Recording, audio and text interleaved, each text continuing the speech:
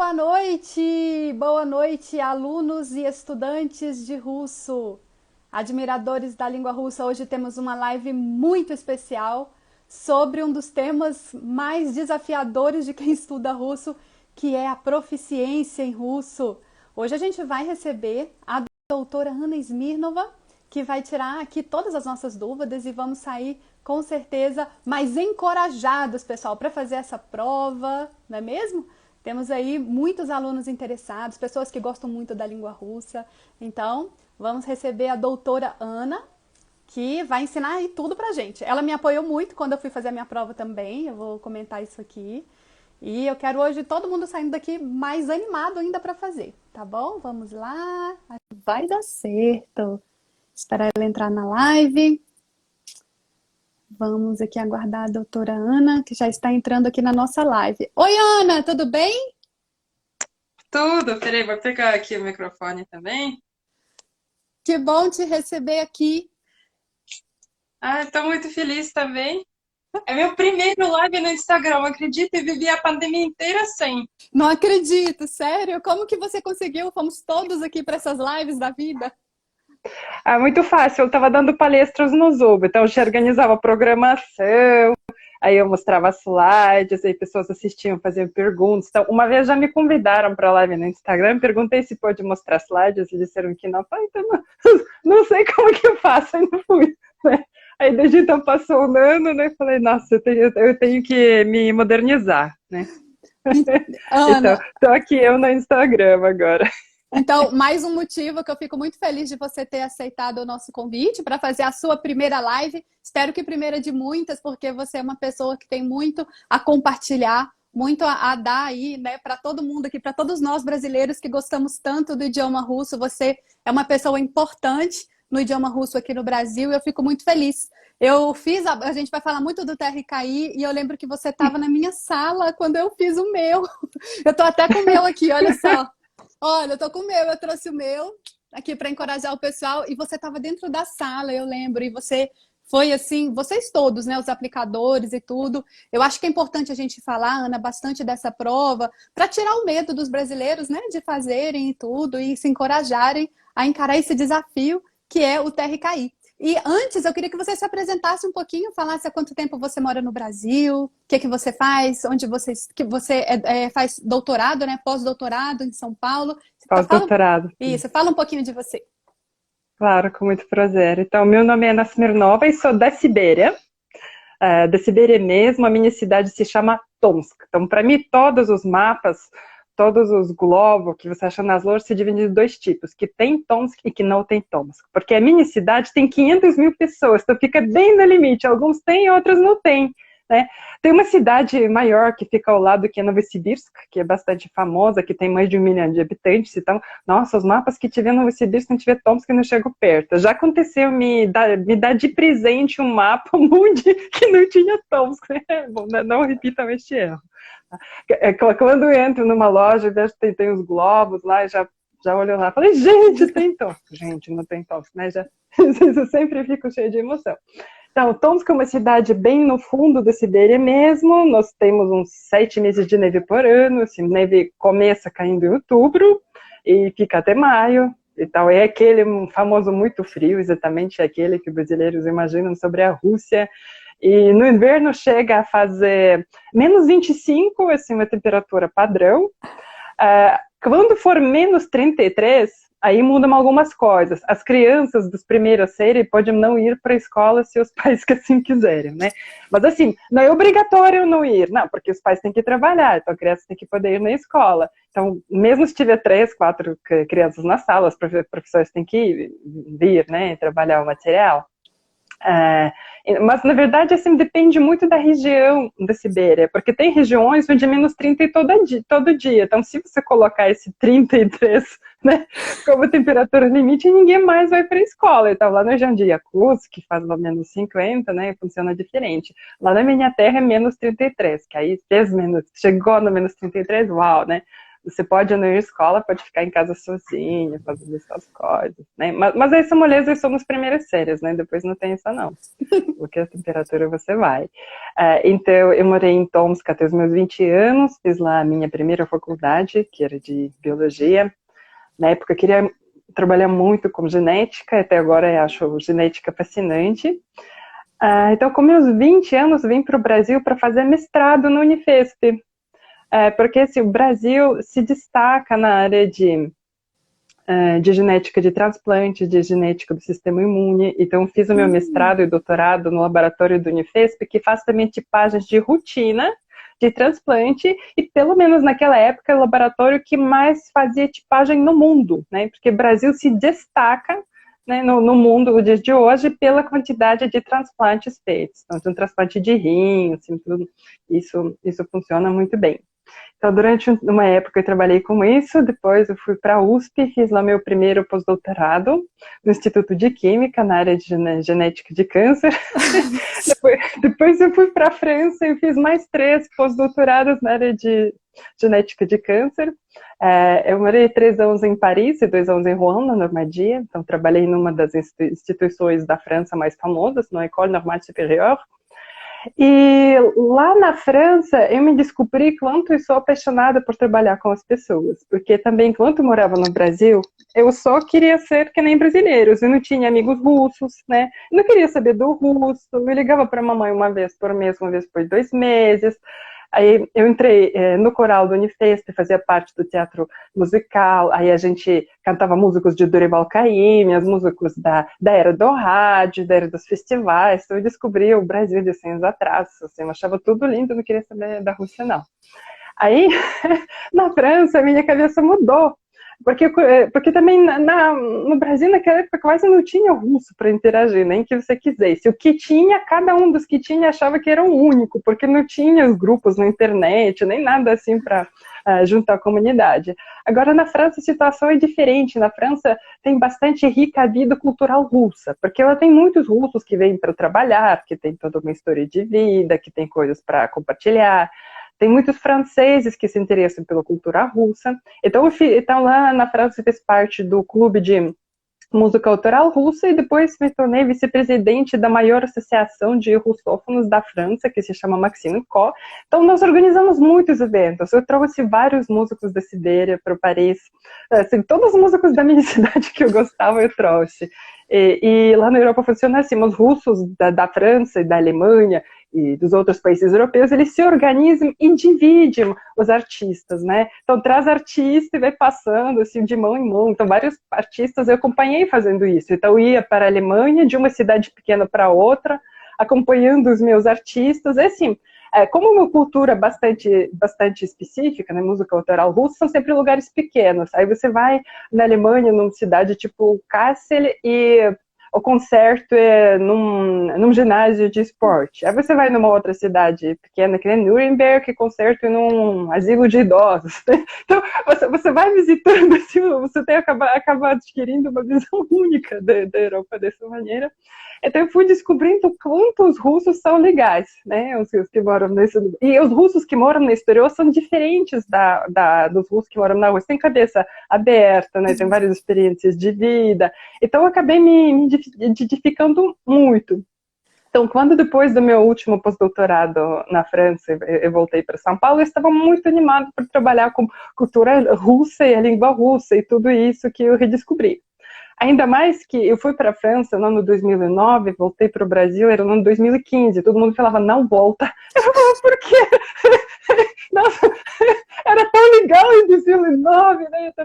A vida era tão boa, cheia de projetos artísticos, meus restaurantes preferidos, assim, bombando, gente na pesquisa cheia de bolsas. Eu falei, ué, por que não voltar? Claro que vou. Meus amigos, não inventa, né? Fica onde você tá, não saí da França, eu não consegui entender. Mas, na verdade, também nem tinha opção, porque a minha primeira bolsa na França, as minhas 2 primeiras bolsas eram francesas. Agora, depois de 3 anos eu não consegui mais, eu peguei a bolsa brasileira da Ciências Sem Fronteiras, como entrevista permanente no Brasil eu tinha direito. Então, na verdade, na minha última vinda na França, assinando um contrato de 2 anos, eu já sabia que era obrigada a voltar, né? Então eu voltei e falei, não, vou dar um jeito. quando eu olhei como o Brasil estava em 2015, eu nem estava acompanhando direito as notícias, estava acompanhando a vida dos meus amigos, nas notícias da política. Aí voltei, era final de março de 2015. Aí cheguei, fui dormir, e todo mundo batendo panela. E não tinha isso em 2009, né? Nunca tinha visto. Falei, gente, o que está acontecendo? E pessoas, nossa, é difícil explicar muita coisa que aconteceu nesses 5 anos, né? Eu não entendi nada. Aí comecei a procurar emprego, né? Primeiro eu tentei, então, honestamente, por mais que eu estava cansada, assim, de trabalhar no laboratório, né? Assim, eu honestamente tentei procurar emprego naquela área na qual o Brasil investiu em mim muito como pesquisadora, né? Então, durante um tempo eu trabalhei no CIP, lá do AC Camargo, mas aí tinha bolsa de técnico minúscula. Foi nesse momento que comecei a dar aulas de línguas, né? Eu dava aula no começo mais de português para russos, que são chegados. Comecei a dar aula também de russo para brasileiros e fui me empolgando. Depois de um tempo, a bolsa no CIP acabou, mas eu continuei indo no laboratório. Falei, não, eu quero terminar aquele artigo. Assim, passou 6 meses. Quando eu li 6 meses, falei, gente, eu tenho um hobby muito estranho, né? Eu ganho a vida dando aula de russo e de português, e eu tenho meu hobby de ir no Instituto de Câncer e fazer experiências no laboratório, né? Alguma coisa está estranha. Então, em um momento, eu falei, não, aquilo não tá dando certo? Não tá, não tem mais financiamento para minha pesquisa? Não tem. Então, vamos fazer o que dá dando certo e a coisa que estou me apaixonando. E mais eu estava trabalhando como ensino de línguas, mais eu estava me interessando pela questão de sotaque, né? Vocês já estão percebendo, né? Então, eu falo português bem e tal, mas eu tenho sotaque, né? Então, tipo, eu falo 1, 2 frases, vocês já falam, nossa, essa pessoa não é daqui. Aí comecei a perguntar, mas o que será que é sotaque, né? Foneticamente falando, eu até pergunto por que o sotaque deixa pessoas tão curiosas, né? Porque, sei lá, se você sair na rua, sei lá, se você não tiver um braço, ninguém vai chegar em você e perguntar, nossa, mas como é que você perdeu o braço, né? Tipo, a sua característica pessoal sua, tudo bem. Agora, se você tiver sotaque, todo mundo chega em você e fala, nossa, né? Por que você fala tão diferente? E, tipo, todos os dias, né? Um dia após o dia. Né? Tipo, você mora 15 anos no Brasil, você vai no ponto de ônibus, pergunta se ônibus tal já passou todo mundo, você fala, né? Tem uma gringa aqui, né? Aí, uma coisa é impressão pessoal disso, outra coisa é levar isso como uma pergunta científica. É assim, o tempo que fiquei no coral da Unifesp, eu cantava no teatro musical de lá, no coral cênico, e eu continuo cantando, e lá 1/3 do coral são fonos.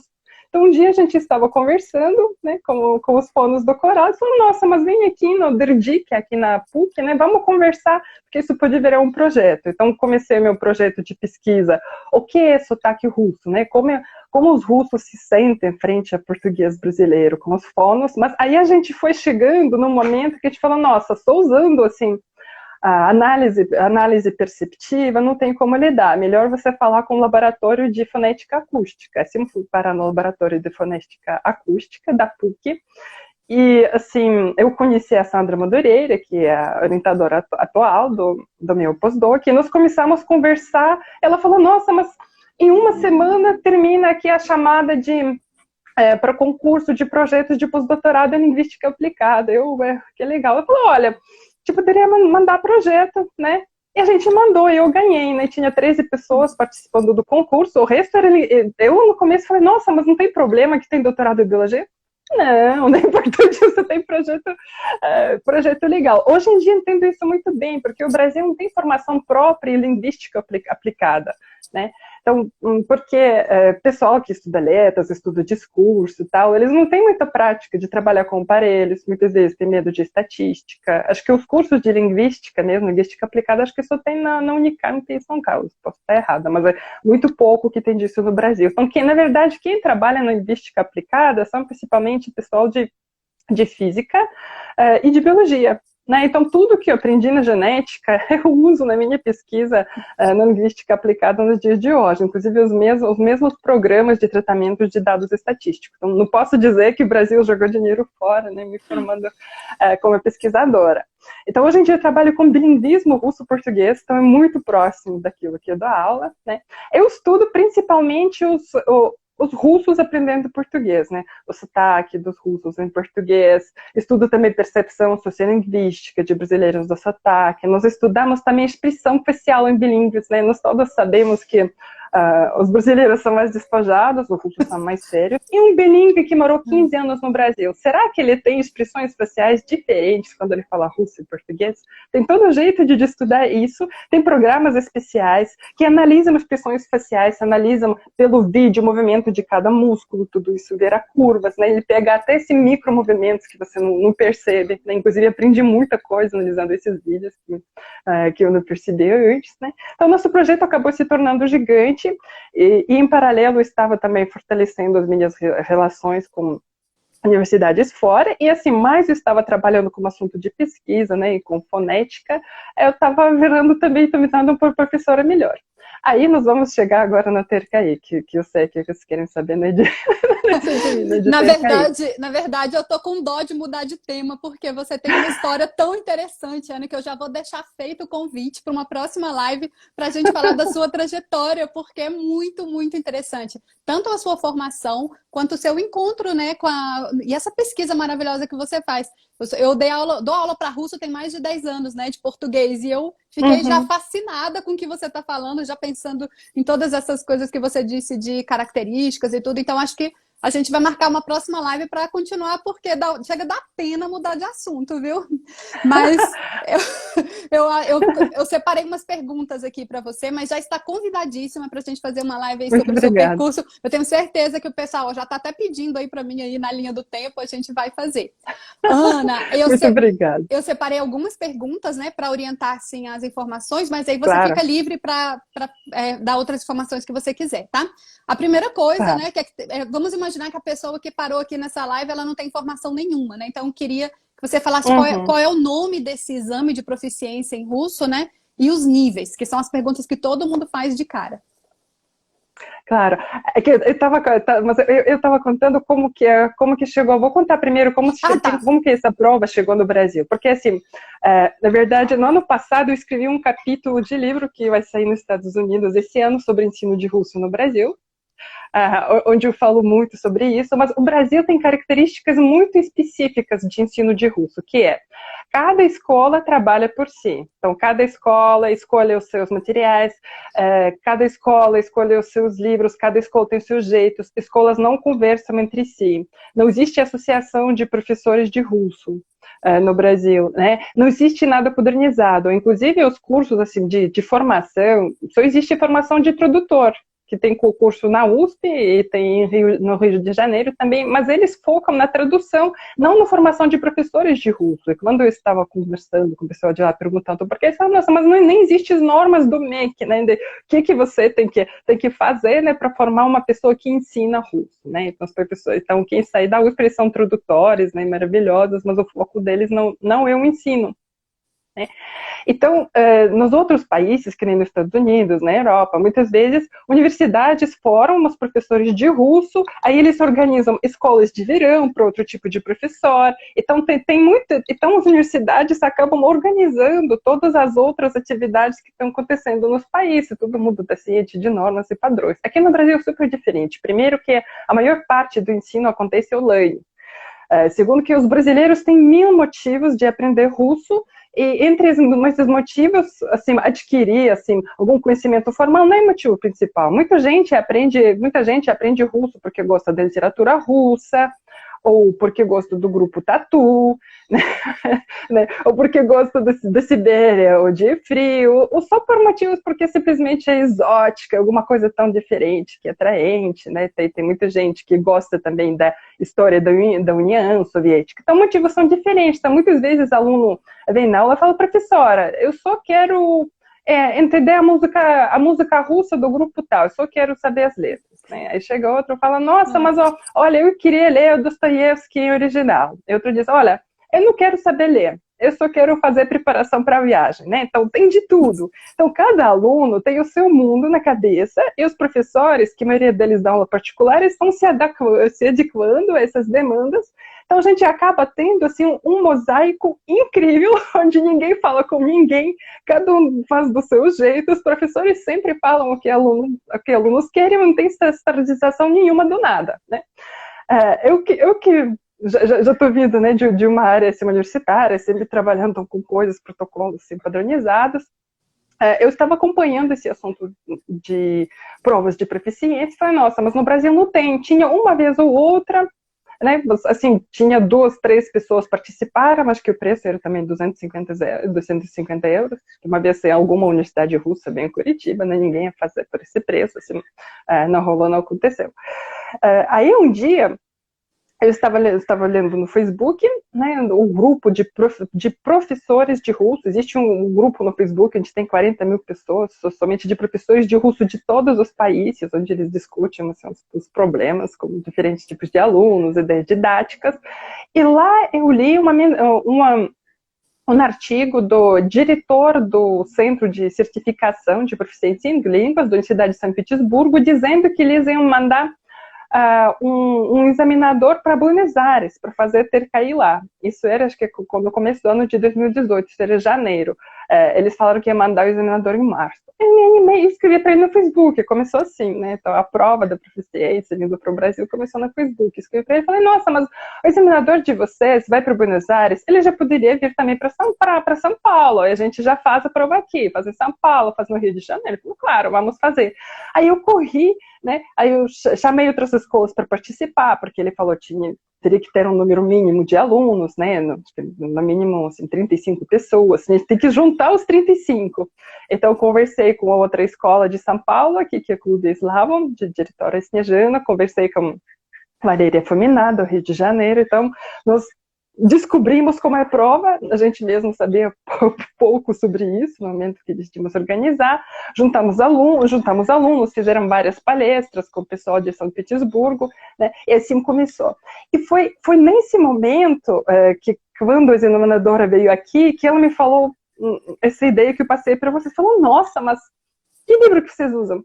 Cada um usa o seu. Então, a primeira dificuldade era que eles não conseguiam definir o nível dos alunos, porque quem já estuda pelos materiais adequados para passar no teste de proficiência, eles vão, no A1 você tem que saber tal coisa, né? Você tem que ter lembrado a leitura, a escrita, né, a proficiência oral, compreensão auditiva. Os alunos brasileiros, quem estava estudando sem pensar pronto, totalmente desequilibrados. Então, muitas vezes a pessoa fala no nível de A2 ou até no nível de B1, porque os brasileiros gostam de falar, e o que mais se pratica em sala de aula, vamos falar a verdade. Agora, na hora do teste de gramática, nem de A1 ele passa, e redação ele nunca fez. Né? Então, é uma situação extremamente comum. Então, nossa primeira dificuldade, que era no momento de organizar a primeira prova, e continua sendo definir nível de aluno. Porque do jeito que os brasileiros estão estudando russo, nenhum russo consegue saber que nível que esse brasileiro está. Agora, uma coisa importante sobre os níveis, tem alguns tipos de prova que você passa a prova, por exemplo, o CELPE-BRAS, que é prova de português para estrangeiros, você faz prova e depois sai. Você fez tantos pontos, né, então o seu nível é tal. Essa prova de proficiência de russo não é assim. Você tem que marcar que nível que você vai fazer antes. Então, você tem que falar, eu decidi fazer A1, aí você faz A1. Se você decidir fazer B1, e até for bem em algumas das partes da prova, mas não passar em outras, você não vai ter o certificado. E na verdade, Ana, é totalmente diferente dos outros idiomas, né? Por exemplo, aqui no Brasil, as pessoas têm cultura de fazer prova de proficiência, até de inglês, de francês, mas não é impossível você ter um C2 de francês, você ter um C2 de inglês. De russo... Eu tenho C2 de francês. Você tem? Olha, nossa senhora, então... Parabéns, porque o de francês é mais difícil. Então, assim, o aluno, às vezes, ele estuda 2 anos, 3 anos de russo, e ele pensa, né, ele faz uma comparação e fala, eu posso ter um C2 de russo. Aí eu fico olhando assim pra cara e falo, gente, como que eu vou falar pra ele o que é essa prova? Então, assim, a prova de russo, ela é bastante diferente das outras proficiências. Eu digo isso como aluna, de que eu também fiz algumas proficiências, né? Eu considero, eu queria até saber a sua opinião, que para fazer o A1 do russo, eu vi na prova do A1 conteúdos da gramática toda. Tem verbo de envolvimento, tem todos os casos, tem aspecto verbal. Então, assim, o A1, a prova de conversação ela é tranquila e tudo, mas o aluno, às vezes, ele pensa assim, eu tenho 3 meses de russo, eu vou fazer o A1. Né? Eu tenho 2 anos de russo, e não dá em russo, né? Pode explicar para nós. Primeiro, quer dizer que eu não concordo, por assim dizer, que essa prova ela não bate nada com nada, porque ela se encaixa no quadro de referências europeus. Se você pegasse as provas de línguas que acontecem na Europa, via descrição do nível, os russos encaixaram certinho as provas deles para seguir isso. Então, tem vários tipos de provas, ou até o TOEFL, né, que é a prova de inglês, que tem várias partes também, então o russo é feito de um jeito muito parecido. A única diferença é que em russo nós temos uma prova de gramática a mais. Agora, quando vi primeiro as exigências, também fiquei chocada, falei, gente, ninguém vai passar nem a U, né? Porque realmente tem verbos de movimento, tem que saber todos os casos. E não existem os livros adequados, para estudo. Porque até, por exemplo, o Clube Privé, onde eu trabalhava, eles usam um livro chamado 5 Elementos. Lá está escrito na capa, A1. Só que o livro é assim, mas dessa grossura. Quem estudar esse livro não vai conseguir passar A1, porque durante o A1, que supostamente são 2 anos de estudo, eles só introduzem os 3 casos, né? O nominativo, o prepositivo e o acusativo. O resto fica para A2. Então, se você tem na capa do seu livro marcado nível, isso não significa que isso corresponde a qualquer coisa que seja.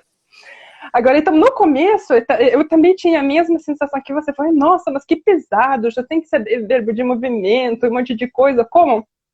Depois, eu mudei meu pensamento, ainda mais preparando a prova, me preparando para a minha prova, que era da aplicadora da prova de proficiência, porque a visão do TRKI é a seguinte, essa prova, ela é feita para verificar a capacidade de comunicação.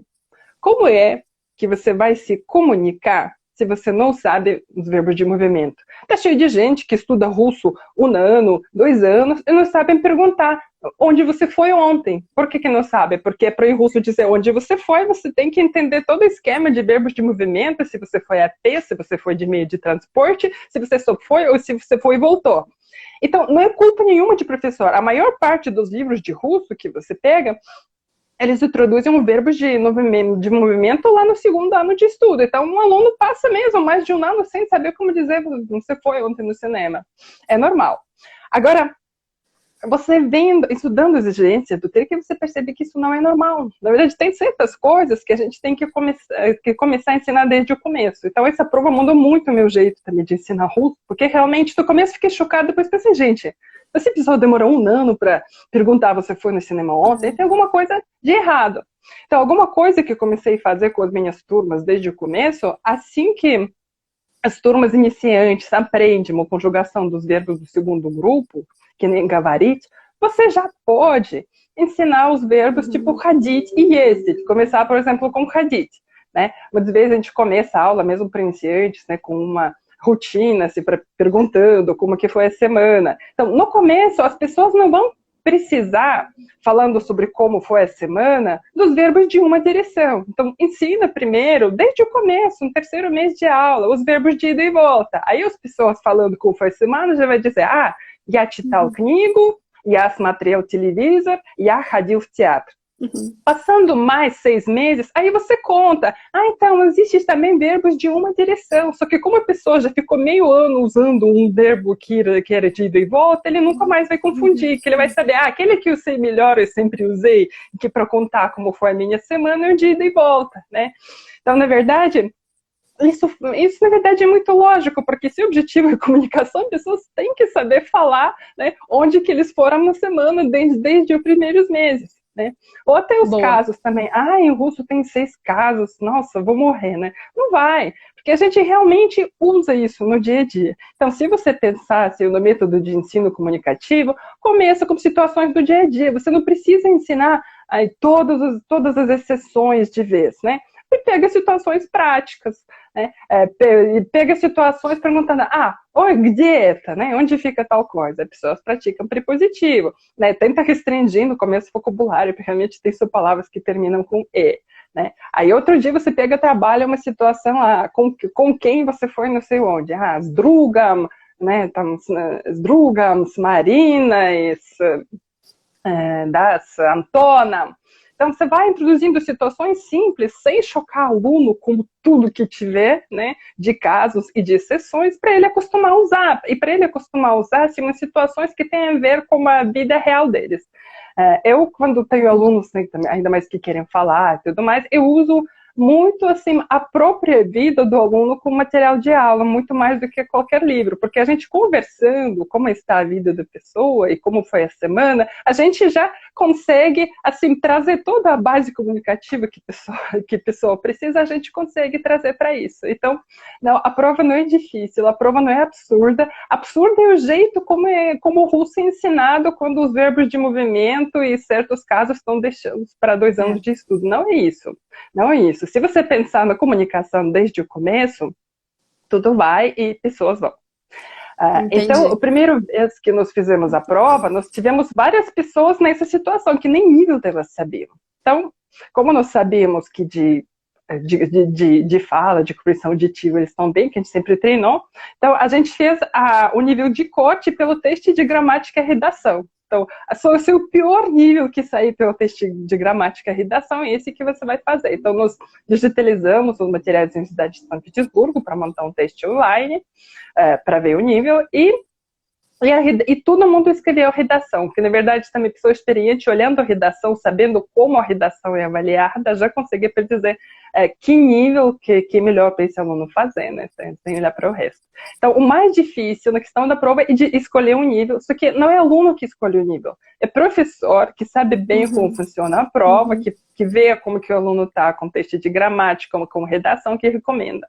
Se o professor estiver ciente de tudo que está acontecendo, de como está o aluno, aí não tem erro. Aluno escolhendo o nível, né, ele vai passar. Só se fica muito nervoso na hora, né, e não lembrar de nada. Mas, a princípio, a escolha do nível acontece antes da prova, e se você está com uma pessoa experiente, não tem como errar na escolha de nível.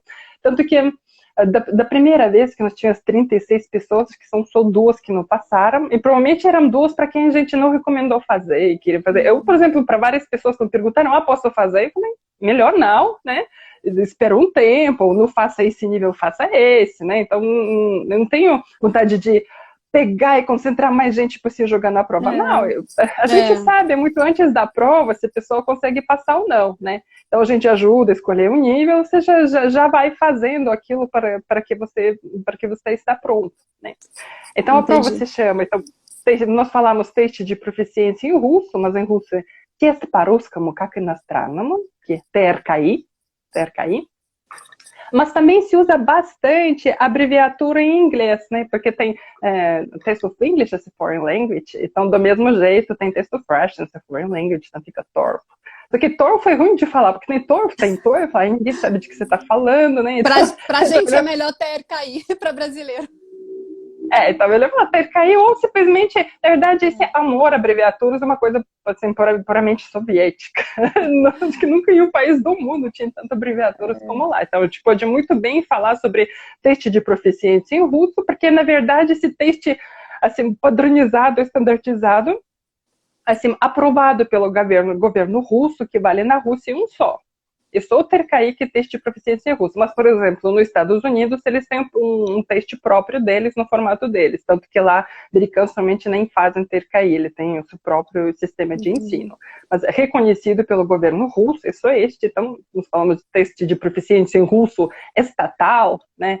Então, nós falamos do TRKI, não tem outro. E tem somente, antes, no começo eram só 4 instituições que aplicavam, hoje em dia tem 9 ou 12, né? Todo ano está crescendo aos poucos. Só que, assim, as normas do TRKI, eles foram elaboradas, foram elaboradas, assim, pelas várias instituições, então existem escritas, mas cada instituição elabora a sua própria prova. Então, a prova da Universidade de São Petersburgo, ela é diferente da prova do Instituto de Pushkin. Então, cada um, dentro daquelas normas, faz a sua própria versão. Eu gosto muito, assim, da política da Cidade de São Petersburgo, porque, assim, eles falaram assim, mas tem algumas outras instituições, né, que eles objetivam, ele imagina mais alunos que se interessam pela literatura, pela história da Rússia. Então, alguém me falou que na prova de alguns dos locais que fazem Moscou, tinha pergunta tipo, imagina que você esteja andando pela Avenida Nevsky, conta que você está vendo, né? Se você não sabe que tem na Avenida Nevsky, né, você não vai saber falar. Então, a Universidade de São Petersburgo, eles desenvolveram um pouco muito prático. Por quê? Porque a Universidade de São Petersburgo tem um centro de teste de proficiência em línguas que eles fazem aplicação para várias línguas. Tem mais de 40 línguas que eles fazem testes lá. Então, eles realmente têm um pensamento de examinador de línguas, e não simplesmente de alguém apaixonado pela língua russa que quer que todo mundo leia Dostoiévski. Às vezes, você quer que até uma moça que, sei lá, está trabalhando num hotel de Ushuaia possa ter certificado, né, para ganhar um ponto a mais no currículo dela. Só que aí ela precisa de russo prático, né, para atender turista. Ela não precisa ler literatura russa para passar na prova. Então, o foco da prova da Universidade de São Petersburgo é mais prático. E o nível de A1, A2, né, eles estão totalmente focados assim, nas práticos comunicativos simples do dia a dia. Entendi. Então, quais são os níveis? Então, dentro do quadro europeu de referência, tem A1, A2, B1, B2, C1 e C2. Então, A1, que eles chamam de elementar, né? O básico do básico, é o básico do básico com verbos de movimento em todos os casos, né? Mas o vocabulário é o dito, assim, é o nosso dia a dia, né? Como você... tranquilo. Amizades, trabalhos, hobbies, ou, por exemplo, lá cai também ir no médico. Gente, quem que ensina aulas de russo aqui no Brasil como ir no médico, né? A última coisa que o brasileiro imagina, né, estudando russo, que ele vai precisar ir no médico. Mas se você pensar que essa prova é focada, assim, ou para turistas que vão para a Rússia, ou para recepção de turistas que vêm de lá para cá, você precisa saber, né? Você vai lá no Copa do Mundo, na Rússia, você quebra a perna no meio da rua. E aí? Você vai esperar que o pessoal lá no pronto-socorro fala inglês? Pode esperar, né? Então, é um básico que você tem que saber, que não precisa ser nada muito elaborado. Então, os meus alunos ficam apavorados, eu fiquei apavorada, ficou perguntando como examinador. Falei, não, mas, por exemplo, você está lá na prova oral, o Caio pergunta, né? Você está no médico, né? Então... começa, você está doente, começa a conversação. Precisa ser coisa complicada? Não. Você fala, здравствуйте, у меня грипп, у меня болит голова. Já é suficiente, né? Você já comunicou a sua intenção comunicativa, comunicou o problema, né? Não é uma coisa que você tem que saber todos os sintomas de qualquer coisa. Não, você tem que ser proativo, dentro do seu vocabulário, às vezes modesto, né? E começar a puxar a conversa. Entendi. Então, A1 é um nível bem elementar. Então, no nível dos verbos de movimento, são aqueles verbos básicos, идти, ходить, ехать, ездить, e são só 2 prefixos, acho que é o prefixo po, com certeza, e talvez o pri e u, né? Um bem básico. E os casos, assim, na hora do teste de gramática, é importante, já cai em todos os casos, mas todos caem num nível, assim, somente com substantivos. Quando tiver adjetivo, é só para acompanhar substantivo, né? Adjetivo que vai influenciar a sua decisão gramática. E são todas situações comunicativas fáceis, que se você começar aprendendo tudo isso desde o começo, dentro assim, do paradigma comunicativo, você vai saber. A2, a prova é muito parecida com a 1. Assim, as situações comunicativas na prova oral são as mesmas, né? É muito parecido. A única diferença é que o vocabulário é um pouco maior, e na parte da gramática, além dos substantivos, agora entra a declinação dos adjetivos, mas também, normalmente, os adjetivos são acompanhados por substantivos. Então, já tinha alunos que passaram na prova de gramática sem ter uma ideia muito clara como funciona a declinação dos adjetivos em russo. Porque você olha para o substantivo que você já conhece, né? Aí você consegue escolher a coisa certa. E cai também bastante de aspecto de verbos, né? No nível de A1 já cai, que também é uma coisa... Hoje em dia, acho que é muito lógica, porque muitas vezes as pessoas aprendem os verbos, né? No começo, aprende lá no presente. Se você aprende os seus primeiros verbos no presente, você aprende os verbos de aspecto imperfeito. Aí você diz, я делаю, я думаю, ótimo. Aí você ensina o passado, e alunos passam mais um ano falando я делал, я читал. Aí, passando um ano, você fala para a pessoa, olha... Todo esse tempo, você era incapaz de contar qualquer história, porque esses verbos correspondem em português no passado ao pretérito imperfeito ou gerúndio. Então, todo esse tempo, você dizia, em vez de eu fiz, eu fazia ou eu estava fazendo. Precisa ficar assim, né? Mas, como assim, né? Então, você tem que avisar desde o começo. Uma coisa que eu faço hoje em dia, também no 3º mês de aula eu já aviso. Então, uma coisa, você passar informações gerais, outra coisa, você contar histórias. Porque se você deixar para aprender os verbos de aspecto perfeito e imperfeito, lá em 2 meses, quando chegar nesse capítulo, a pessoa não vai. Imagina, toda a sua vida você usa o verbo de um jeito. Aí você chega nesse capítulo de livro no 2º ano de estudo, tem uma tabela com 40 verbos que você nunca vai decorar e que você já costumou usar de outro jeito. Você não vai sempre parecer difícil. O mais fácil é começar de começo. Uma coisa que eu faço nas minhas aulas também desde o começo, A gente brinca muito com lição de casa, porque o brasileiro sempre vai ter metade da turma que não fez lição de casa, né? Até os melhores alunos sempre aconteceu alguma coisa e não fez. Então, eu sempre começo, né, perguntando, да, ты делал домашнее задание? Да, я делал. Ты делал или ты сделал, né? Aí você perguntando toda semana, desde o começo o pessoal aprende rapidinho a diferença, né? Porque se eu falar я сделал, vai ser cobrado tudo que foi passado. Se falar я делал, но не сделал все, aí não tem cobrança, a gente vai conversando com respeito, fazendo junto que não deu. Então, mesmo algum iniciante, assim, ainda mais quando for assim na própria pele, né, você entende essa diferença muito clara na questão da machinha da Dani, lição de casa, eles aprendem, né? Então, chegando no A2, já o domínio de aspectos assim, precisa ser maior, mas basicamente muito parecido ao A1. O nível de B1 já é uma coisa mais séria, B1 é intermediário, é o nível que é suficiente para você entrar na faculdade lá na Rússia. Quem pega a bolsa de Satrudnичество aqui no Brasil vai estudar para lá, então precisa ter nível do B1 quando você entra na faculdade e o nível de B2 quando você termina a faculdade, né? Então você não consegue pegar o diploma sem fazer a prova de B2. Então, você pode querer comparar com o francês, com o inglês, mas pensa isso. Então, B1 é nível de uma pessoa que consegue entrar na faculdade, quer dizer, como se você tivesse estudado na escola russa e consegue falar em russo sobre todos os assuntos, né, tipo de literatura até química, né?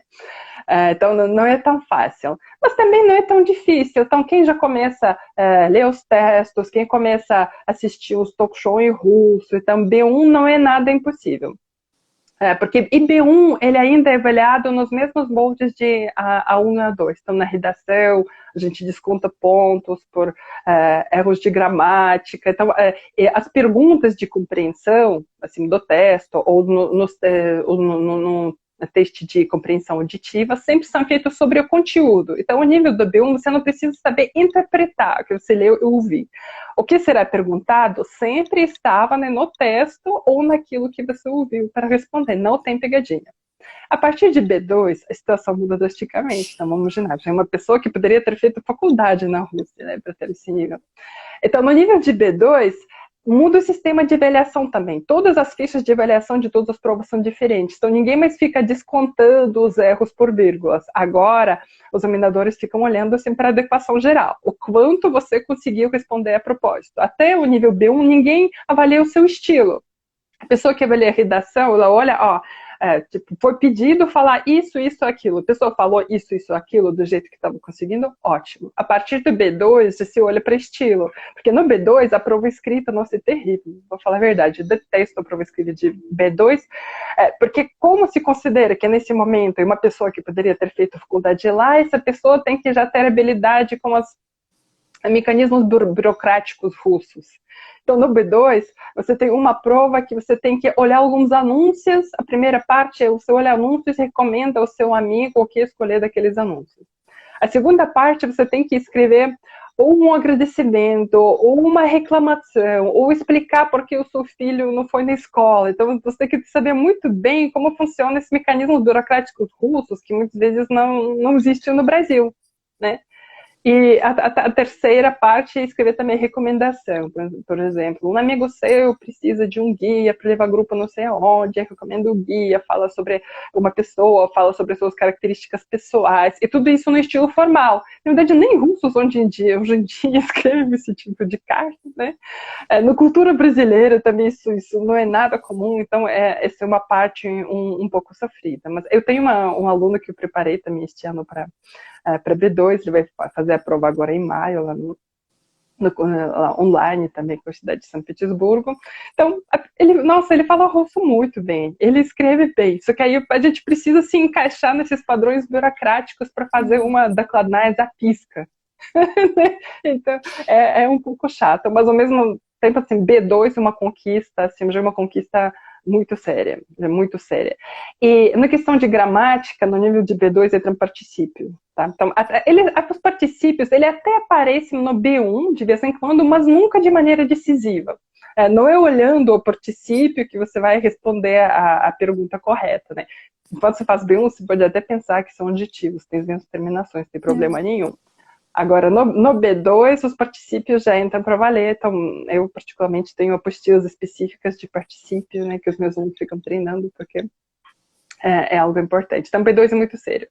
Então, se for falar sobre C1, C2, então C1 é um nível que precisa ter, por exemplo, uma pessoa que quer entrar lá na Rússia no mestrado em russo, em literatura russa.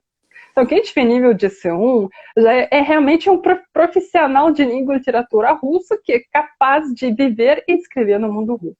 Então, ela tem muitas exigências. Aliás, mais uma coisa, a partir do nível de B2, passa a ter na conversação as tarefas de interpretação. Por exemplo, pode ser que te dão para leitura algumas frases e você tem que ler essas frases botando a entoação que o russo colocaria. Ou tem uma brincadeira que eu gosto tanto, que hoje em dia eu faço na aula até com iniciante, que essa parte da prova é assim.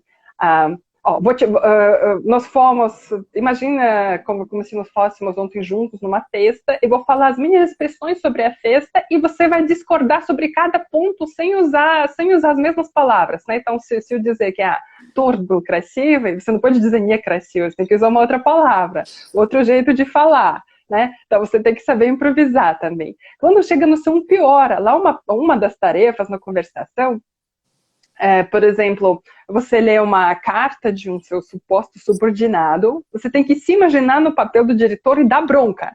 Mas dar bronca de uma maneira que isso não seja ridículo, né? Porque como o nível de C1, né, ele inclusive permite uma pessoa virar-se uma diretora de empresa, né? Você não pode se comportar de maneira ridícula ou exagerando, né, ou cobrando pouco numa situação que você tem que agir no mundo russo. Então, assim, de um lado é difícil, mas de outro lado é super válido, assim, se você pensar na proposta dessa prova. Então, nós já tivemos 2 pessoas no Brasil que passamos no nível de C1, uma pessoa era descendente de russos, né, que já falava russo bem, mas mesmo ele precisou estudar. Outra pessoa é um brasileiro incrível, um brasileiro nato, que nem nunca sequer foi para a Rússia, mas ele já foi para a Sérvia, né, ele ficou um tempo, né, na Sérvia, acho que eu falava sérvio, então para ele foi mais fácil. É a terceira pessoa que vai fazer C1 agora, também uma aluna minha que é polonesa, que, vamos falar a verdade, para polonês aprender russo é muito mais fácil do que para os brasileiros. A gente está treinando muito, estamos treinando muito redações, os temas assim, de redação no C1 são praticamente os mesmos temas, né, de CELP-Brás, da prova de português para estrangeiros. Tem que falar sobre economia, política, problemas sociais, literatura russa, o que é fora. Agora, para você fazer C2, né, é um nível próximo a nativo. Então, aqui no Brasil, por enquanto, nunca aconteceu ninguém querer fazer, né? Então, acho que a gente não se preocupar com C2, tá? Eu não sei se eu respondi perguntas. Que coisa boa. Foi excelente, Ana, porque foi bem detalhado, né, sobre todos os níveis, assim, foi fantástico. E é tão bom conversar com você, eu nem vi o tempo passar. A gente só tem mais 10 minutos aqui no Instagram, porque ele permite só 1 hora, né? Eu vou aqui. Claro. Mas é uma pena. Vamos ter que fazer outras lives. Algumas perguntas, assim, que eu tinha colocado pra gente, era mais, assim, para falar como vai ser a prova desse ano, né? Que eu acho que é importante, como a pessoa faz para se inscrever, como que você aconselha essa preparação, também a duração da prova, e se tem já alguma ideia de como vai ser essa aplicação online. Sim, com certeza. No ano passado, a Universidade de São Petersburgo já começou a aplicar a prova online, então eles criaram uma plataforma específica só para isso. Então, todo mundo, então já foi testado, tinha mais centenas de pessoas da Grécia, da China que fizeram isso no ano passado, funciona. Tá? Então, nós vamos fazer essa prova em outubro, tem uma prova acontecendo agora em maio, que é o Clube Eslavo que faz, os nossos alunos todos precisam de mais tempo, vamos fazer em outubro. Então, em outubro vai ter 12 escolas fazendo inscrição para a prova, mas na verdade escolas fazem inscrição, mas a prova vai acontecer online na plataforma da universidade. Então cada um dos alunos vai estar na sua própria casa, né, com a câmera de vídeo ligada fazendo. Também como se inscrever? Então você pode se inscrever em qualquer uma das escolas que participam. Então no caso, quem se sentir uma confiança especial olhando para minha cara, então pode pegar o meu e-mail para a Adriana, que eu mando o formulário para preencher. Tem também tem também em Brasília, tem também a Yulia Mikheva, com a escola dela de idiomas, que eles também vão aplicar, que ela também vai ter pessoas. Então, qualquer das 12 escolas que for, você pode se inscrever. Como se preparar? eu aconselho se preparar com um professor que sabe como é a prova. Porque o seu professor, mesmo sendo nativo de russo, tendo anos de experiência, se ele acabou não tendo contato com o mundo de TRKI, ele não vai saber como treinar você. E sempre quando fazemos uma prova, tem, na verdade, a verificação de duas habilidades. Uma habilidade é própria proficiência e outra habilidade é sua habilidade de passar prova. Então, para você desenvolver a habilidade de passar a prova, né, e fazer simulado, para o seu professor saber simular a situação de conversação que vai acontecer, treinar para você gramática de maneira que será cobrado, faça como alguém que saiba como é essa prova. Também tem alunos, nós já tivemos uns autodidatos que estudaram sozinhos e passaram, mas nesse caso, normalmente, a pessoa, por exemplo, escreve muito bem, porque leu muito, né, mas acaba sendo inseguro nas outras partes. Então, quem estudou sozinho, ele acaba, normalmente, tendo os níveis de todas as 5 competências, porque tem conversação, compreensão auditiva, a leitura, escrita e texto de gramática. Quem estuda sozinho, normalmente, tem as partes mais desequilibradas e acaba fazendo, assim, pela habilidade menos desenvolvida, mas também não é nada impossível, né? Então já tivemos autodidatas passando no nível de A1, A2, até tivemos uma autodidata de uma cidade pequena lá da Santa Catarina, que ela passou em B2, depois chegou a fazer C1. Então, cada um tem o seu jeito. No que o professor pode ajudar, né, de saber como é a prova e também tirar o nervosismo, né, explicando o que vai acontecer. Então, prova em outubro, será tudo online na plataforma de São Petersburgo, você vai receber instruções antes, vai ter um teste técnico que você vai poder treinar como que é antes, vai ter teste de demonstração. Então pode se inscrever em qualquer uma das escolas e se prepara com um professor que sabe como é a prova, porque isso resolve metade do problema. Você não vai ficar nervoso por não saber o que irá acontecer. Verdade, Ana. Eu tenho muito a te agradecer pela sua presença aqui hoje, esclareceu bastante. Queria deixar esse vídeo aí como um incentivo aos brasileiros. Eu sou uma brasileira que estudo russo há muito tempo, vocês sabem, né? Fiz essa prova, então não é um bicho de 7 cabeças, é difícil, mas eles são super gentis, a examinadora também que veio. Eu acho que eu participei da primeira aplicação em São Paulo, não foi? Na sua escola? Foi impressionante, porque a Adriana escreveu e falou, olha, eu sou da Brasília, por favor me colocam para começar às 9, porque eu chego numa avião às 7h30 e às 12h30 já vou embora. Era um sábado, a gente ficou todo mundo preocupado, a gente esperava ela assim, na porta chegou primeiro, né? A gente passou ela primeiro em todas as provas para liberar, que a gente tinha medo de ela perder a avião. Então ela foi muito determinada, precisou ir de Brasília até São Paulo só para isso. Bem que no outro ano nós já fizemos a prova oficial em Brasília, a escola da Adriana participou, tinha 10 alunos dela participando, era lá na escola do russo, com camiseta, nossa, foi lindo demais. Mas agora, pandemia tem lado ruim e lado bom, né? Então, o lado bom que a cidade de São Petersburgo finalmente lançou plataforma online, né? Porque eles nunca pensaram que lá no Brasil 90% dos alunos estudam língua online. Você pode morar numa cidade que é muito longe de onde o seu professor mora, não tem como todo mundo fazer presencial. Então, nós assim, estamos rezando que mesmo quando assim, a epidemia acabar, essa opção online continue, porque isso vai incentivar, né, dar oportunidade para muitas pessoas de testar como está o seu russo, né, de ter uma conexão real com a universidade russa, né, porque o certificado que vocês vão receber é um documento emitido pelo MEC russo, com número individual, com marca d'água, então é tudo... É isso aí, tudo é muito sério. Então tudo vai vir pelo correio, né, com carimbo da universidade. É muito legal. Quem quiser colocar a apostila lá também dá, acho que custa um dinheiro, tem que esperar um tempo a mais, né, mas até um documento que pode ser até apostilado e tudo mais. É verdade. Ana, muito obrigada. Tenho certeza que as pessoas ficaram muito encorajadas. Essa live vai ficar no nosso Instagram, vai ficar no YouTube também, no nosso, no da Ana. Eu vou deixar os contatos dela ali abaixo. Pessoal, vamos se inscrever. Dá tempo, a prova é só em outubro, né? Já coloquei todas as informações das escolas, dos valores, e vamos começar a preparação. Vamos lá, vamos, né?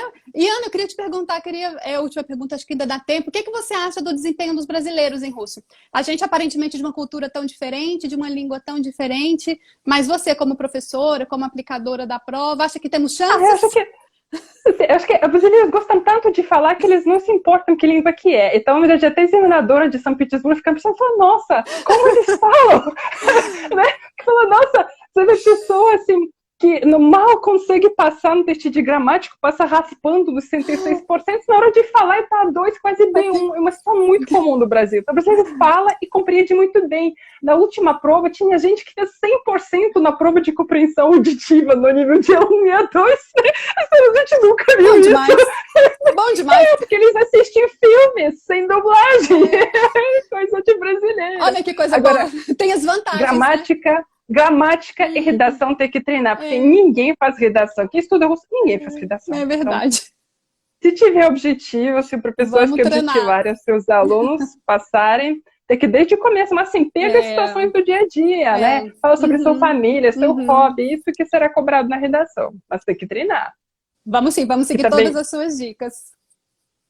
Então, se quiserem, depois conte comigo para os próximos. Se tiver um grupinho lá que quiser se preparar, ou a gente faz mais, né? A gente faz mais encontros. Eu adorei a experiência, Adriana, também muito legal estar com você online, né? Então, se quiserem, depois a gente pode ter outras conversas sobre conversa específica, como se preparar para ter TRCAI, né? Como que a gente olha para os verbos de movimento ou os casos olhando assim uma paradigma comunicativo, né? Como que a gente faz para desde o começo, né, estar equilibrado em todas as partes. Dá para conversar sobre tudo isso, que além de tudo é parte da minha pesquisa também, né? Olha que coisa boa. Ensino de línguas, bilinguismo, então a minha pesquisa junto nas minhas aulas e tenho bastante coisa para compartilhar. Eu fiquei interessadíssima na sua pesquisa, já estou te convidando para a gente fazer mais uma live sobre isso. Acho que temos muitos temas, né, Ana, para a gente conversar.